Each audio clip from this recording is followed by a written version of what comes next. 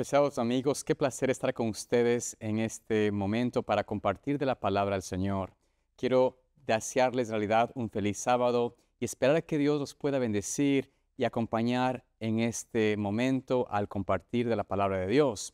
También quiero que el Señor los acompañe durante la semana completa para que el Señor los siga guiando, dirigiendo, bendiciendo sus vidas, porque sabemos de que la bendición de Dios es siempre necesaria e importante e indispensable en nuestro tiempo.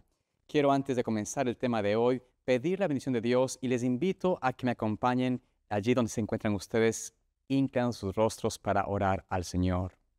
Amante Padre Celestial, Señor, en esta ocasión volvemos a ti, oh Dios, pidiéndote que nos dirijas, que tú nos enseñes, que tú nos muestres la verdad y que puedas también usarme de manera especial para que mis palabras no sean mis palabras, sino sean las tuyas, para que pueda, a través de el poder de tu Santo Espíritu, traer un mensaje que nos ayude a conocerte mejor y acercarnos a ti, a transformarnos conforme a tu propósito.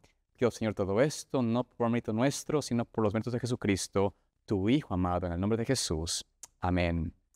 Hoy tenemos un tema muy interesante, continuando con el estudio de Apocalipsis. Por supuesto, hemos visto ya algunas cosas en Apocalipsis. Estamos en esta ocasión continuando con los mensajes que el Señor, el testigo fiel, Jesucristo, tiene a las iglesias. Y hoy tenemos el privilegio de entrar en la iglesia o en el mensaje a la iglesia de Pérgamo.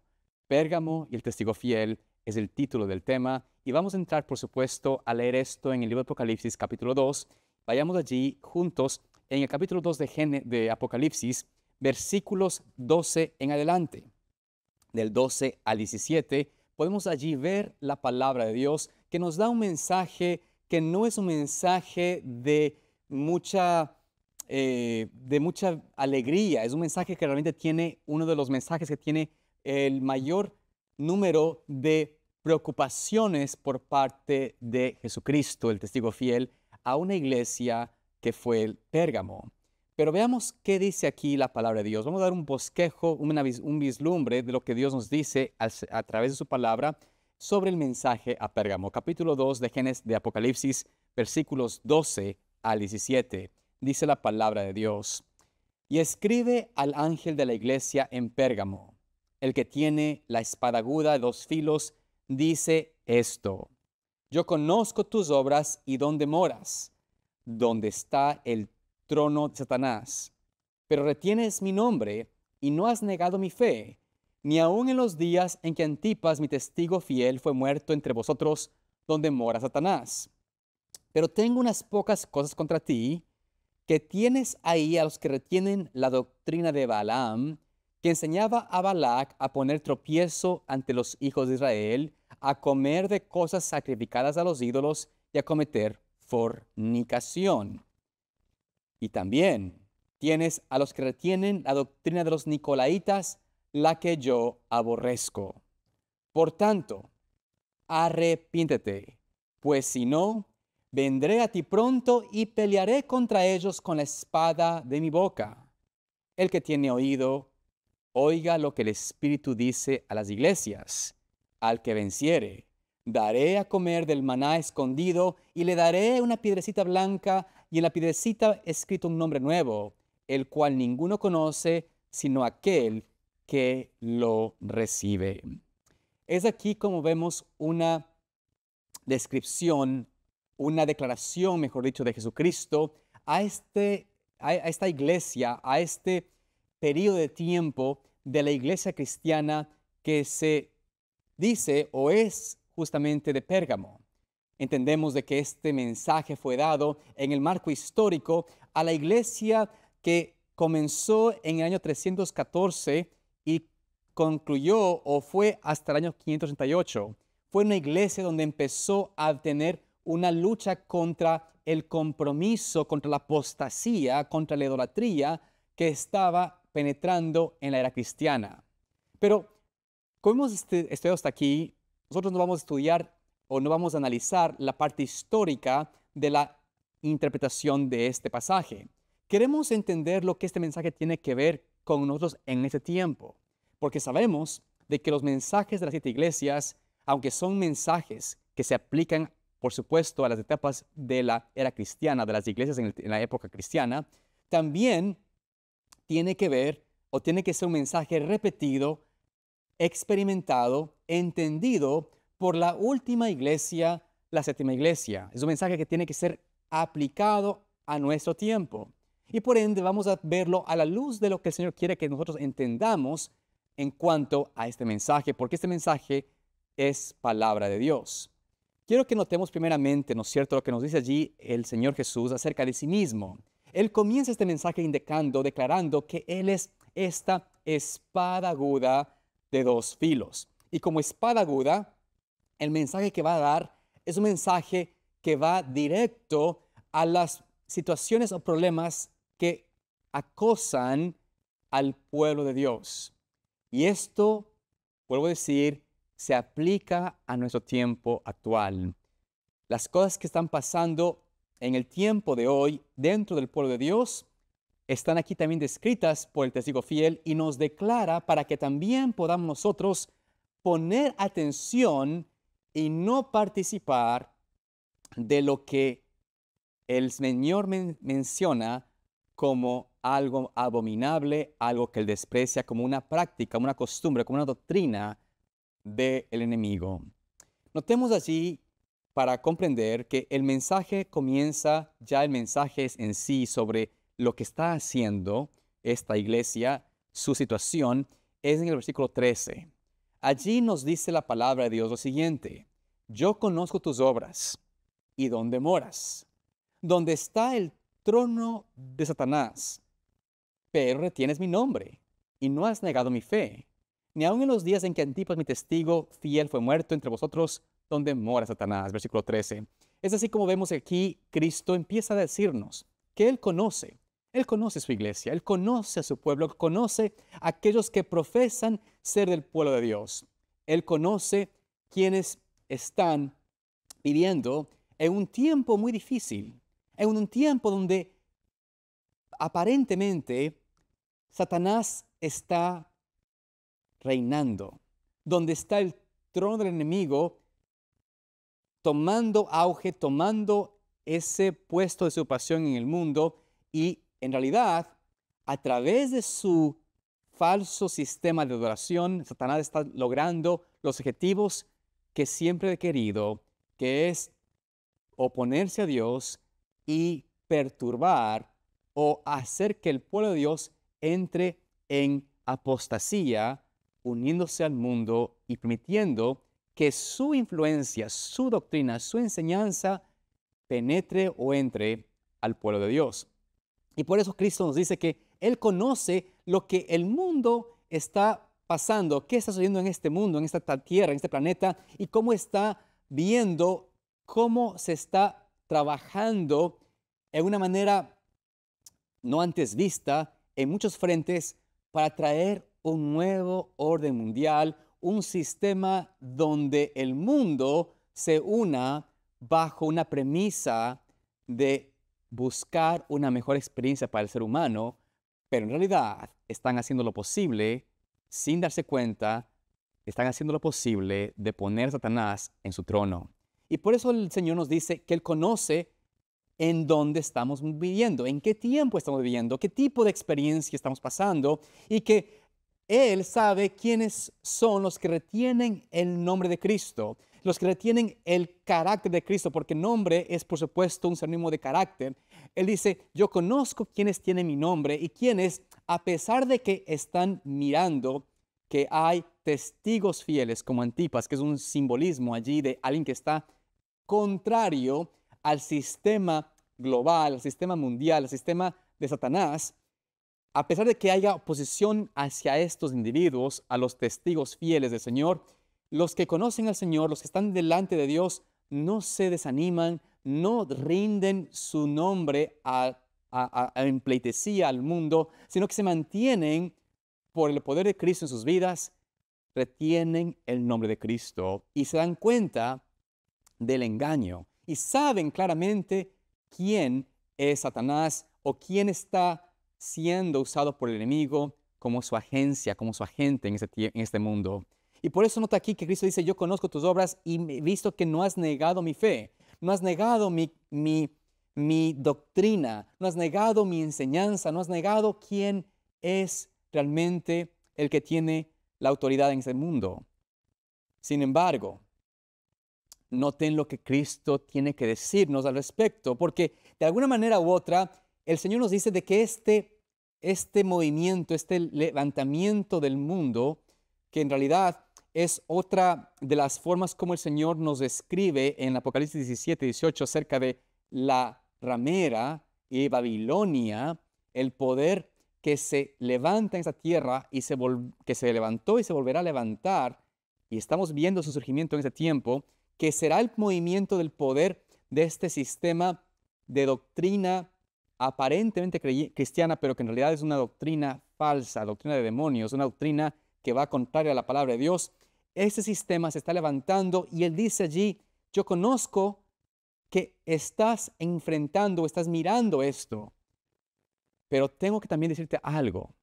No es suficiente decir yo conozco quién es la bestia, yo conozco quién es Babilonia, yo conozco que el sistema papal es el sistema que Satanás está usando para traer una fuerza maligna sobre la tierra, para traer una unión del cristianismo apóstata, para traer una falso día de adoración, una ley que traiga, una ley que imponga, mejor dicho, la adoración a un día que no es bíblico, que es el día domingo.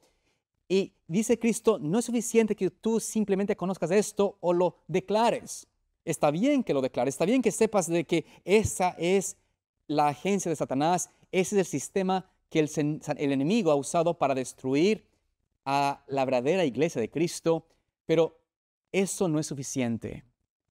Yo conozco, tristemente, mi experiencia desde pequeño, he tenido experiencias de conocer muchos casos, he visto, creo que Dios me ha permitido tener una vislumbre de cerca, en algunos casos de cerca, y otros más lejos que otros, pero he visto de movimientos, de predicadores, de pseudopastores, personas que se declaran a sí mismos como, no sé, pregoneros de la verdad presente, y su énfasis y su enfoque es declarar quién es la bestia y quién es el sistema de Babilonia, lo cual es, por supuesto, importante. No es que no hay que hablar de esto, pero cuando se enfocan en esto y no hacen realmente la parte que Cristo quiere que hagamos, y vamos a leer qué es esto, estamos nosotros en realidad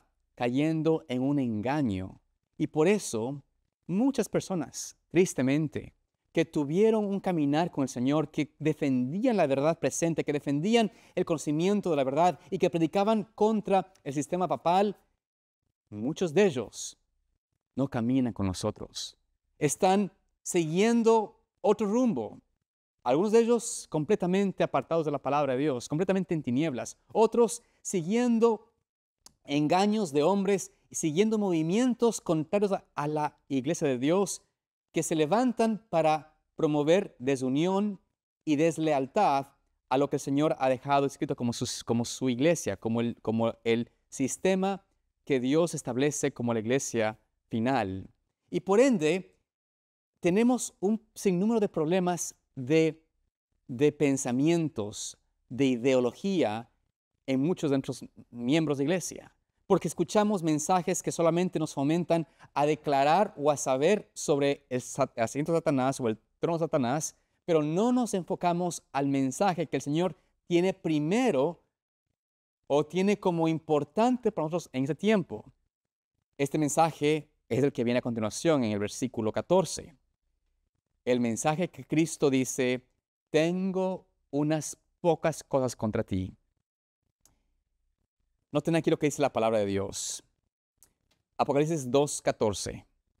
Pero tengo unas pocas cosas contra ti, que tienes ahí a los que retienen la doctrina de Balaam, que enseñaba a Balac a poner tropiezo ante los hijos de Israel, a comer de cosas sacrificadas a los ídolos y a cometer fornicación. Noten aquí cómo el Señor presenta esta declaración. Tengo un problema, una situación, algo que tengo que declararte, que no está bien. Y ponga atención a esto. Dice él, retienes a los que enseñan o los que tienen la doctrina de Balaam. ¿Cuál es la doctrina de Balaam? Bueno, aquí la palabra de Dios nos dice, enseñaban a través de Balac, ¿no es cierto?, a poner tropiezo al pueblo de Dios, haciéndolos comer cosas sacrificadas a los ídolos y cometer fornicación. Esto es algo que en realidad no es una experiencia nueva para la iglesia de Dios. En el mismo inicio de la iglesia primitiva, en la iglesia cristiana, en la edad de los apóstoles, tuvieron ellos una situación donde tenían que ellos ver con los gentiles qué era lo que tenían que ellos dejar para realmente ser parte del pueblo de Dios. Y se les estaba, en algunos casos, se les estaba permitiendo a los gentiles a tomar de este tipo de prácticas de comer cosas sacrificadas a los ídolos o de inclusive participar de prácticas de licenciosas, y esto el Señor, por supuesto, no aprobó y nunca había aprobado. Y vemos en el capítulo 15 de Hechos, Hechos 15, versículos 28 y 29, cómo el Señor, a través de el apóstol Pablo y a través de, por supuesto, los apóstoles en el concilio de Jerusalén, tomaron la resolución de declarar que lo único que debían los gentiles dejar de hacer, dejar, digamos, como parte de su conversión, de su entrega al Señor, lo que tenían que ellos hacer era, aparte de aceptar a Cristo, de aceptar el mensaje, la doctrina del Evangelio, lo que en la práctica tenían que hacer era dejar de hacer estas cosas. Dice allí la palabra de Dios. Porque ha parecido bien al Espíritu Santo y a nosotros no imponeros ninguna carga más que estas cosas necesarias, que abstengáis de lo sacrificado a ídolos, de sangre, de ahogado y de fornicación, de las cuales si os guardareis, bien haréis, pasadlo bien. Es aquí como la palabra de Dios, los apóstoles, cuando vieron a los gentiles que entraban a la iglesia, dijeron, lo único que tienen que ellos hacer en la manera externa, en la manera, digámoslo así, real de una práctica de cristiana, de dejar a un lado costumbres paganas, era comer alimentos sacrificados de ídolos, comer sangre, ¿no es cierto?, que era parte de esa experiencia, porque los judíos en ninguna manera tomaban de la sangre, y también, por supuesto, no hacer fornicación. Vivir una vida casta, una vida pura, una vida sin ningún tipo de entrega a los placeres y a los deleites de la carne. Esto era algo que era necesario hacerse dentro del pueblo de Dios, dentro de aquellos que entraban de las tinieblas a la luz admirable. Era necesario que para ellos ser miembros de iglesia, ser miembros del pueblo de Dios, tenían que tener una vida renovada, una vida en armonía con los principios de salud de ley de Dios y los principios también de honrar en sus cuerpos el pudor y la lealtad y la limpieza de toda inmundicia. Y por esta razón el Señor presentó esto como requisitos, y vemos ahora que en el mensaje también a la iglesia de Pérgamo, un mensaje que debe también ser llevado a nosotros en este tiempo, nos presenta el Señor que también hay un problema, una situación que existe dentro del pueblo de Dios. Se ha permitido que el mensaje de Balaam, ese mensaje de traer tropiezo a la iglesia a través de prácticas que son de origen pagano, que son prácticas que traen un entorno de adoración o de costumbre pagana, que esto es lo que se está permitiendo que dentro del pueblo de Dios se enseñe como correcto, como aceptable. Aparte de esto, también esto conecta al mensaje de que ciertos alimentos o que ciertas prácticas de comer están bien. Es decir, que no es necesario ser estrictos en la alimentación. Es decir, dejar a un lado lo que Dios ha dejado en su palabra como costumbre de alimentos inmundos, que esto no es importante para el creyente en el tiempo actual. Que está bien si comemos ciertas cosas que son aceptadas por la sociedad como aceptables, como saludables. Pero de acuerdo a la palabra de Dios, no lo son. Y finalmente, por supuesto, también se permite o se está entrando o se crea la ideología de que dentro del pueblo de Dios está bien pasar por alto la vida de las personas que están en actos o en prácticas licenciosas, prácticas de fornicación, prácticas que van contrarias a la pureza y el llamado a vivir en una santa relación de matrimonio, en una relación donde se honre al Señor y no se dé ningún tipo de ideología contraria a la palabra de Dios. Pero Dios dice que estas personas que hay dentro del pueblo de Dios, hay personas como Balaam que quieren fomentar y traer estas ideologías. No las presentan, por supuesto, de esta manera a la luz del día, sino que de manera muy sigilosa, muy solapada, presentan un evangelio, una ideología, un sistema de adoración o de rendir culto a Dios, que en realidad, si lo vamos a la raíz, presenta una abominación a Dios.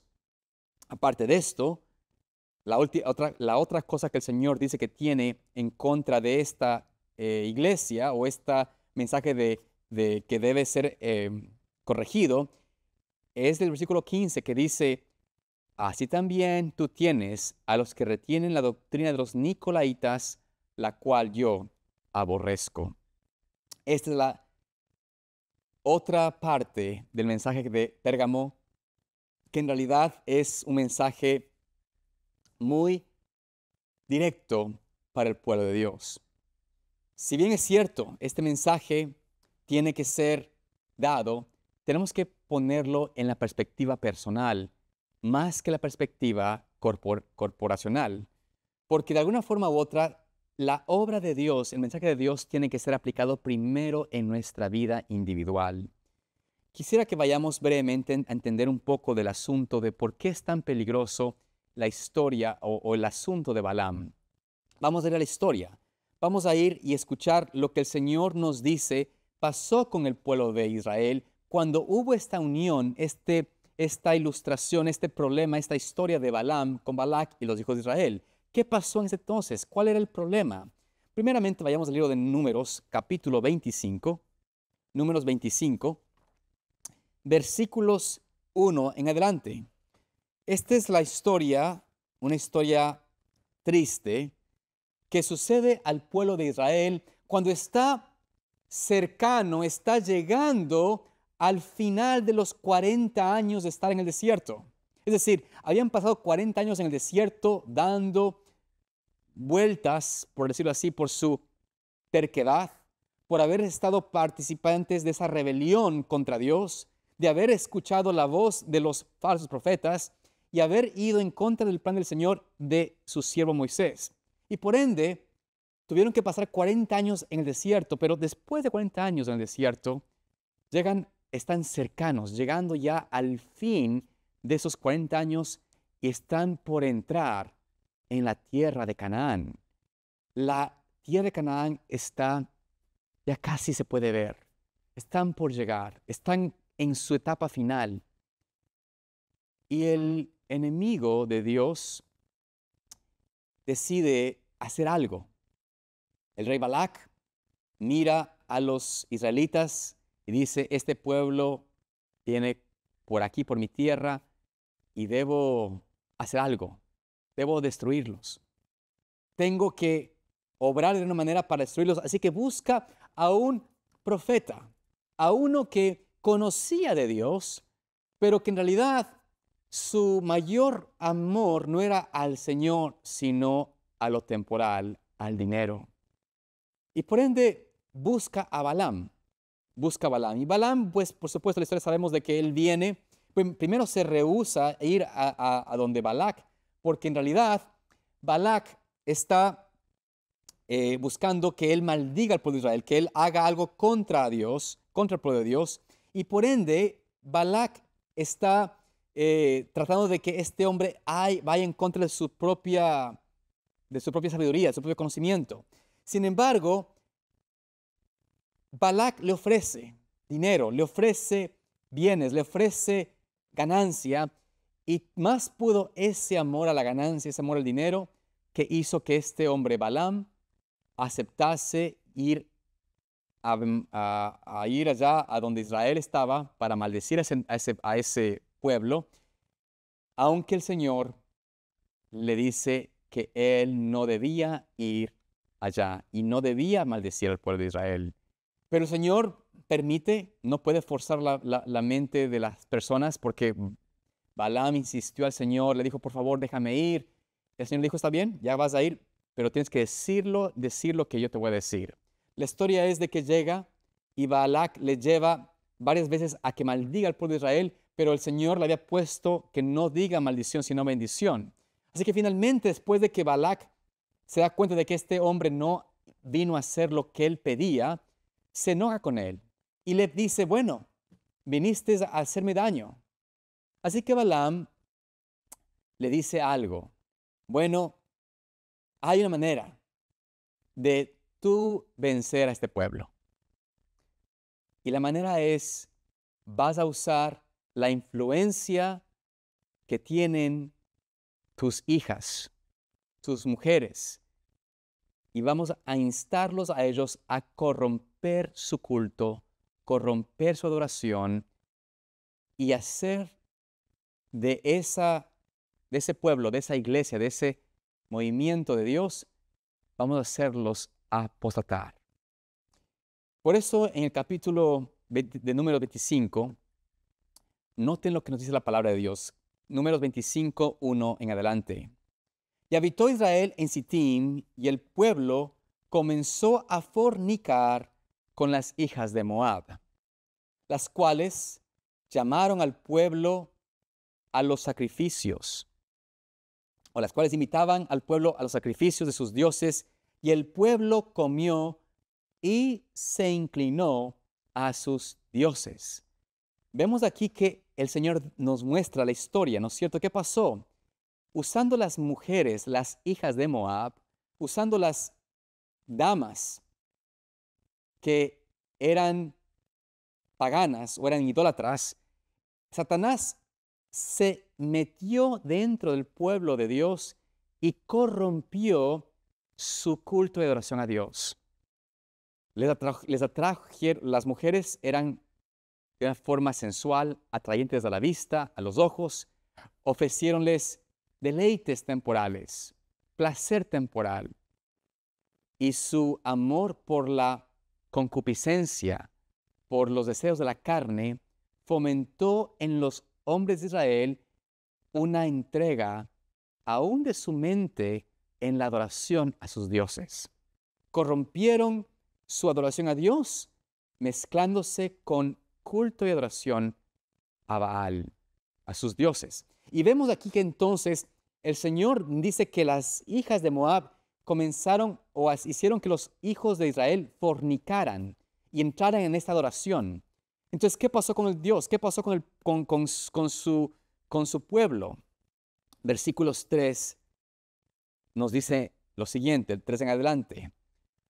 Así acudió el pueblo a Baal Peor, y el furor de Jehová se encendió contra Israel. Y Jehová dijo a Moisés, toma a todos los príncipes del pueblo y ahórcalos ante Jehová delante del sol, y el ardor de la ira de Jehová se apartará de Israel. Noten aquí cómo el Señor nos presenta de que aquí vemos que los hombres hicieron que el furor de Dios, la ira de Dios se levante contra Israel, porque en realidad estaban haciendo una prevaricación, una apostasía, y habían conectado, combinado lo sagrado con lo profano. Habían puesto su corazón y su mente en lo temporal, en los deseos de la carne. Esto trajo una corrupción al pueblo de Israel que estaba a vísperas de terminar su travesía en el desierto y estaban por entrar en la tierra prometida. Pero podían ellos entrar en la tierra prometida cambiando su culto, su adoración a Dios y permitiendo que las prácticas seculares y las ideologías seculares se metan en sus vidas. Y además de esto, que su alimentación y su comida sea semejante a lo que el mundo ofrece. Esto realmente es de lo que sucedió en este tiempo y nos presenta una declaración a nosotros. El Señor dijo a Israel en ese entonces: destruye a estos hombres. Estás permitiendo adulterio, fornicación, apostasía en tu pueblo. Estos hombres y mujeres que se entregan a este tipo de vidas o prácticas deben ser separados. No puedes permitirse en el pueblo. No puedes tolerarlos. No puedes aceptarlos o decirlos que son parte de tu pueblo, porque ellos ya han transgredido, han ido en contra de mis estatutos y están induciendo a otros a transgredir. Por esta razón, esta historia está allí y vemos que entonces tanto era la osadía, tanto era el descaro de algunos de esos líderes, de esos príncipes del pueblo de Israel, porque probaron de los deleites de la carne, probaron de los deleites de la concupiscencia, se entregaron a las prácticas satánicas y seculares de adoración y dijeron: esto me agrada, esto me gusta, esta es la manera de hacer las cosas. ¿Para qué actuar de una manera que no nos satisface nuestros sentidos, nuestras pasiones, nuestros sentimientos? ¿Qué hizo un hombre? Versículo 6, volviendo a Números 25. Noten lo que pasó aquí. Un príncipe de ellos: y aquí un varón de los hijos de Israel vino y trajo una madianita a sus hermanos a ojos de Moisés y de toda la congregación de los hijos de Israel, que estaban llorando a la puerta del tabernáculo de la congregación. Y lo vio Fines, hijo de Eleazar, hijo de Aarón, el sacerdote, y se levantó de en medio de la congregación y tomó una lanza en su mano y fue tras el varón de Israel a la tienda y lo alanceó a ambos, al varón de Israel y a la mujer por su vientre, y cesó la mortandad de los hijos de Israel, y murieron de aquella mortandad 24,000. Vemos esta historia, que es una historia bastante gráfica. Vemos que no fue algo agradable. Este hombre que trajo esta medianita en desafío, en osadía, rebelión contra Dios y contra lo que Dios había establecido, el Señor empezó a caer mortandad por estos hijos de Israel.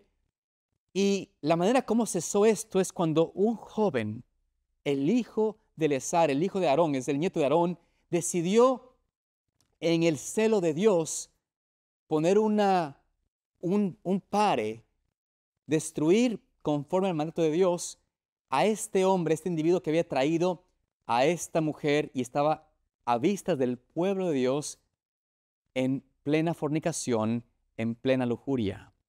Lanzó, dice él, o atravesó a través de él y ella una lanza y mató a ellos, y allí cesó la mortandad. Pero ¿qué estaba pasando con el pueblo de Israel? Los líderes fieles, Moisés y los ancianos, estaban llorando, clamando a Dios por la abominación que estaba pasando en el pueblo de Israel.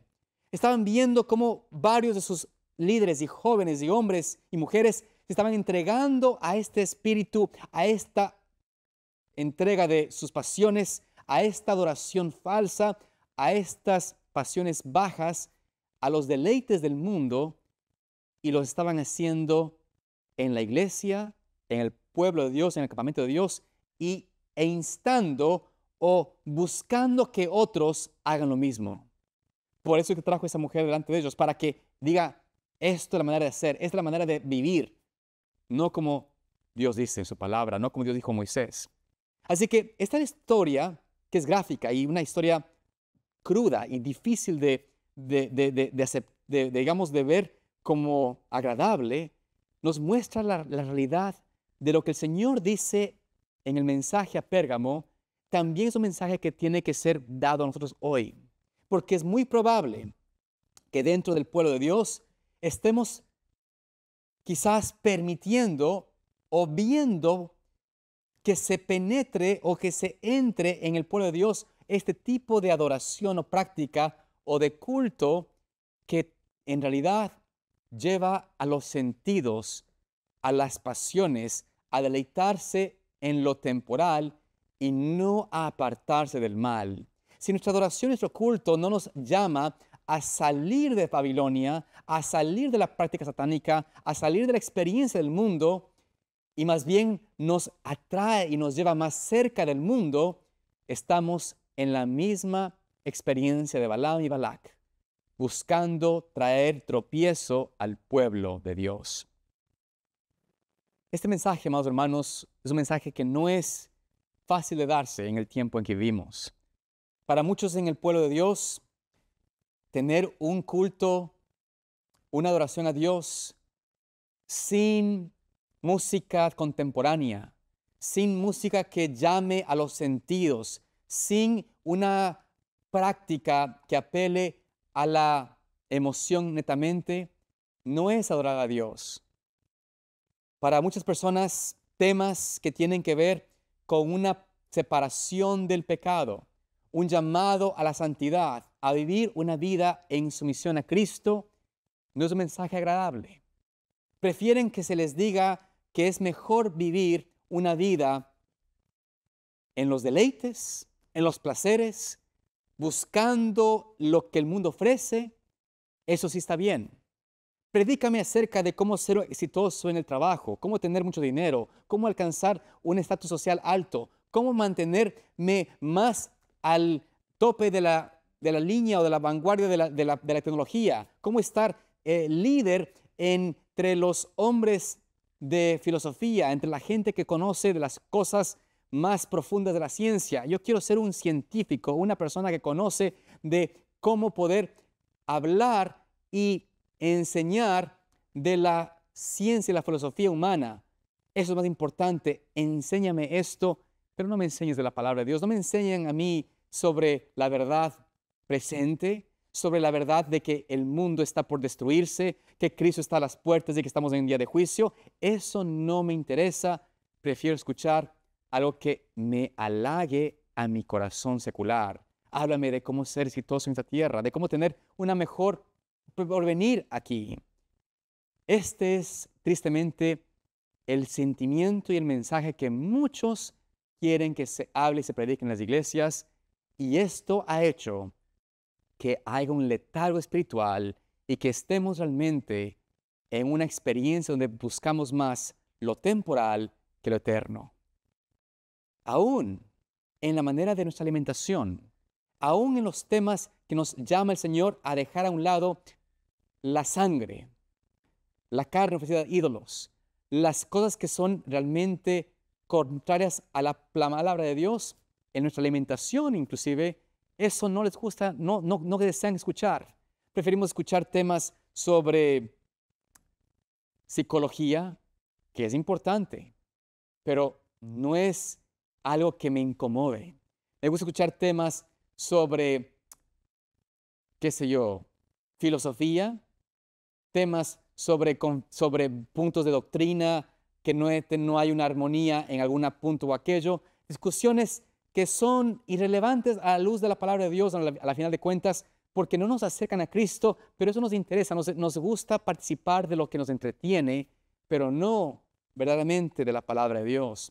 Podemos escuchar más de temas de política, más temas acerca de lo que el tal candidato o tal persona ofrece, pero no ponemos más atención a la verdadera ciencia de Dios, a la palabra de Dios. Y por eso el Señor nos dice aquí, miren, están permitiendo estas cosas que esto aborrezco, incluyendo la doctrina de los nicolaitas. Y esta doctrina de los nicolaitas es una doctrina que en realidad nos dice la palabra de Dios es esto. En Juan 2:3 al 6 nos dice la palabra de Dios. Primera de Juan 2:3 al 6, vemos que en realidad, de una manera clara, es esta doctrina de los nicolaitas. Dice allí la palabra de Dios, el apóstol Juan, y en esto sabemos que nosotros le conocemos, si guardamos sus mandamientos. El que dice, yo le conozco, y no guarda sus mandamientos, el tal es mentiroso y la verdad no está en él. Pero el que guarda su palabra, en este verdaderamente el amor de Dios se ha perfeccionado. Por eso sabemos que estamos en él. El que dice que permanece en él, debe andar como él anduvo. Esta es la verdadera doctrina de Dios. Pero la doctrina de los nicolaitas va contraria a este principio. Es la doctrina que dicen, el Señor hizo todo por ti. Tú no tienes que guardar la ley de Dios. Tú no tienes que hacer nada. Es más, como ser humano, imposible que hagas algo bueno, así que tranquilo, solo cree en el nombre de Cristo y eres salvo tú y tu casa. Y con ese pensamiento o esa ideología, continuamos una vida de concupiscencia, de pecado, una vida donde pisoteamos el nombre de Dios, pisoteamos el carácter de Dios, pisoteamos su santa ley. Los nicolaitas enseñaban en el Evangelio de una gracia barata, una gracia que no transforma, una gracia que no hace en ti y en mí una vida de diferencia, una vida de transformación donde nos deleitamos en seguir la voluntad de Dios y por su gracia transformadora podemos caminar y andar como él anduvo. El apóstol Juan nos dice allí, el que dice que le conoce, pero no actúa, no guarda sus mandamientos, es un mentiroso y la verdad no está en él.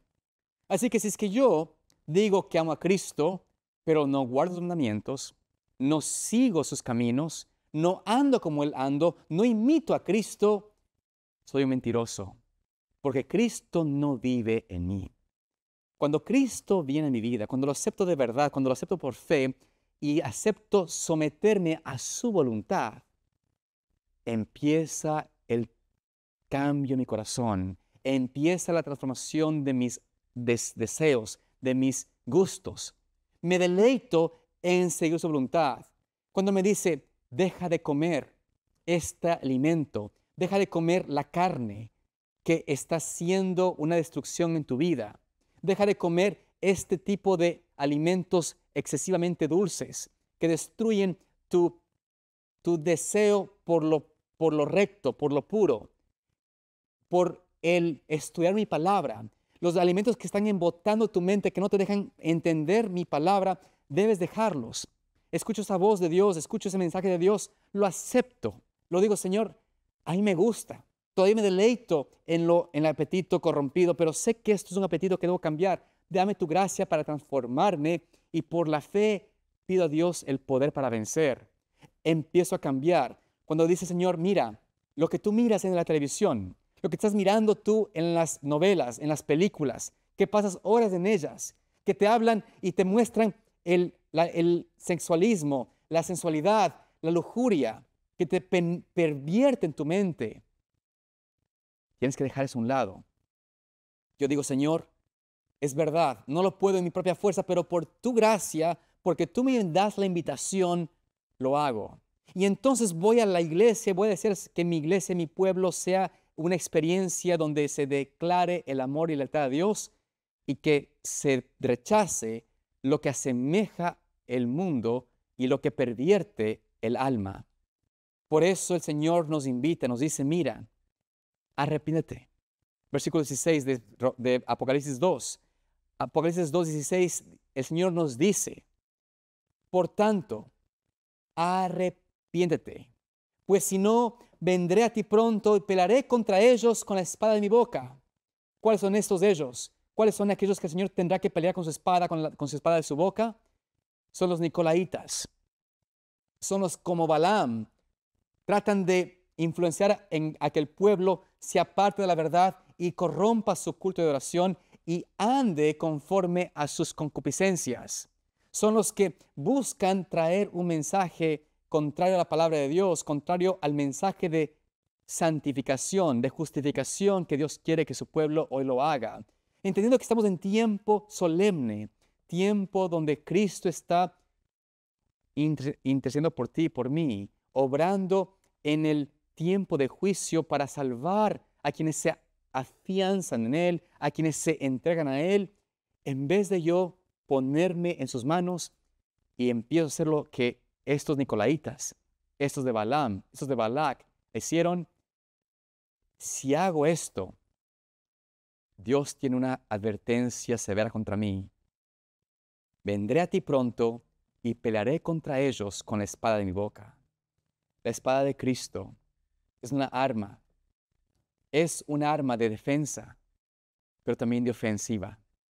Es una arma que permite, ¿no es cierto?, por nosotros poder defendernos contra quienes nos atacan, pero es la palabra de Dios que también va a atacar y destruir a todo aquel que es impenitente y que cree que puede tergiversar la palabra de Dios para hacer de no relevante, no necesaria la ley de Dios. Pero Dios nos dice, nos invita, por supuesto, arrepiéntete. Es tiempo de arrepentirse. Arrepiéntete. Y no es una expresión de decir, yo te quiero hacer daño, sino porque te amo, te pido que te arrepientas. Arrepiéntete. Yo pienso que tenemos que, al igual que el Señor nos dice a nosotros a través de la palabra, tenemos que aceptar esto, que hay cosas en mi vida que debo arrepentirme, que debo pedir al Señor que me ayude, porque si no lo hago, si es que estoy continuamente rechazando esa voz de Dios, caeré en la traición al Señor y seré como fueron esos ejemplos que leímos en Números. El Señor destruirá con su espada, nos destruirá en nuestras concupiscencias, en nuestros actos de fornicación. Noten lo que dice la palabra de Dios en Apocalipsis 2:17. El que tiene oído, oiga lo que el Espíritu dice a sus iglesias, o a las de las iglesias. Al que venciere, daré a comer del maná escondido y le daré una piedrecita blanca, y en la piedrecita blanca escrito un nombre nuevo, el cual ninguno conoce sino aquel que lo recibe. Noten aquí como dice la palabra de Dios, de que Él dice, el que me escucha mi voz, el que acepta el arrepentimiento, el que acepta venir a mí, el que acepta aceptar este llamado de Dios de atención por amor a Dios, yo voy a darte algo sublime, algo especial. Voy a darte una oportunidad de alimentarte con un maná que está escondido, que el mundo no lo puede encontrar. No importa cuánto conozcas tú de filosofía, cuánto conozcas de teología, cuánta doctorado tengas, si tú no has hecho este arrepentimiento y buscas al Señor y pides que te transforme y ponga en ti el deseo de seguir sus caminos y rechazar la doctrina de Nicolaitas, la doctrina de Balaam, Él te quitará y no podrás probar ese maná escondido. Pero si aceptas su llamado hoy, podrás aceptar esta invitación y tendrás la oportunidad, el privilegio de alimentarte hoy de ese maná escondido, de esa palabra viva que puede traer vida misma a tu alma, que puede traer fortaleza y vigor a tu cuerpo, a tu mente, que puede darte esa victoria que para el mundo es imposible, pero para Cristo y su gracia en ti es posible. Por eso Él dice, te daré del maná escondido. Una promesa que no solamente se limita a la experiencia de la tierra, pero también, por supuesto, a la experiencia en la tierra prometida. Pero también dice allí, le daré una piedrecita blanca y un nombre nuevo. Al igual que Jacob, que tenía un nombre de suplantador, de engañador, Cristo dice aquí que Él te dará un nombre nuevo, una experiencia nueva, un carácter nuevo, que con este carácter tú tendrás el derecho a participar de el manjar celestial, el derecho a entrar en el reino de los cielos. Y ese es un nombre nuevo, es un nombre peculiar, un nombre que no puede ser dado a nadie más. Es el nombre de Cristo escrito en tu vida, en mi vida, el nombre de Cristo que está escrito en nuestro carácter, en nuestro corazón, en nuestra mente, que nos permitirá en realidad ser verdaderos ejemplos de Cristo en esa tierra. Podremos, por su gracia, decir a otros, como dijo el apóstol Pablo, sed imitadores míos como yo soy de Cristo. El apóstol Pablo estaba hablando de algo que era incorrecto. ¿Estaba él siendo orgulloso, jactancioso de sí mismo? No. Había aprendido a caminar como Cristo caminó. Había aprendido a vivir como Cristo caminó, a hablar como Cristo hablaba, a actuar como Cristo actuaba, a ser un canal de amor hacia el pecador. Y por ende, él no importaba sacrificarlo todo por otros. Había en él un amor sincero por las almas, por las personas, por los gentiles, por los que estaban en pecado, que se entregaba enteramente por su salvación. Todo lo que podía hacer para salvarlos lo hacía, y esto era lo que le llevó a decir en su expresión de sed imitadores míos como yo soy de Cristo. Esos son aquellos que tienen esa piedrecita blanca, ese nuevo nombre que ninguno lo puede recibir sino aquel que lo recibe. Es decir, no se puede traspasar, no se puede dar a nadie más. Solamente el que está con Cristo lo puede aceptar y recibir porque ha puesto a Cristo como su verdadero centro en su vida, como su verdadero pilar en su corazón. Y por ende, amados hermanos, Dios nos dice, ¿no es cierto?, que Él quiere darnos hoy de su gracia, que Él nos quiere dar de ese alimento escondido, porque vendrán días, amados hermanos, que si tú y yo no comemos hoy de ese maná, si tú y yo no comemos hoy del maná escondido, no nos alimentamos de la palabra que para el mundo es escondido, pero para Cristo y los que están en Cristo se les da y de manera abundante, si no comemos de ese alimento, vendrán días.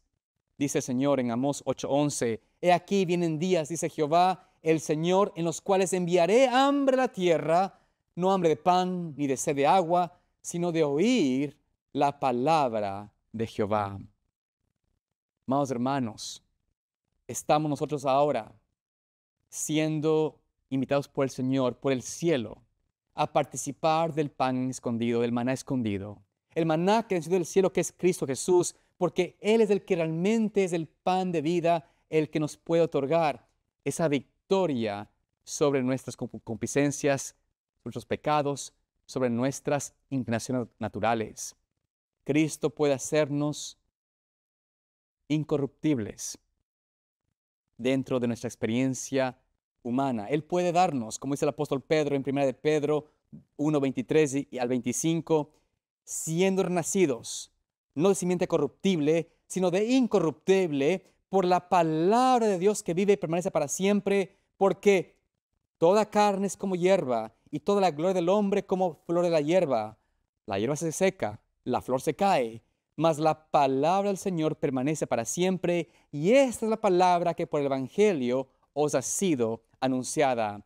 Oh, amado amigo, amada amiga, amigo hermano, estamos realmente aquí con el Señor viendo su llamado a tomar de esta palabra viva, de esta palabra que es semilla incorruptible, que puede permitir, que puede hacer en nosotros ese cambio de corazón, que nos puede otorgar una experiencia nueva. Y a pesar de que has tenido hasta aquí fracasos, puedes tú hoy darte completamente a Cristo y permitir que Él penetre en tu vida y en mi vida para hacernos una nueva criatura que viva y ande conforme su voluntad.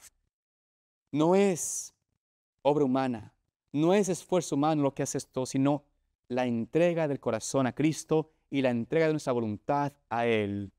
Cristo te dice a ti, me dice a mí, es tiempo de arrepentirnos, es tiempo de arrepentirte de tus pecados, es tiempo de dejar a un lado lo que crees es correcto y dejar que mi palabra te enseñe el camino y te pueda transformar y hacerte semejante a mí.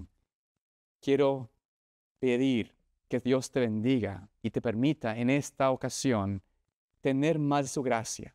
Y es mi deseo y oración en esta tarde que tú puedas hoy escuchar su voz, que tú puedas hoy entregarte a Él enteramente y que a través de esa entrega a Cristo puedas tú recibir su nombre, su carácter en tu vida. Que Dios te bendiga y te guarde. Es mi deseo y oración. El Señor te bendiga.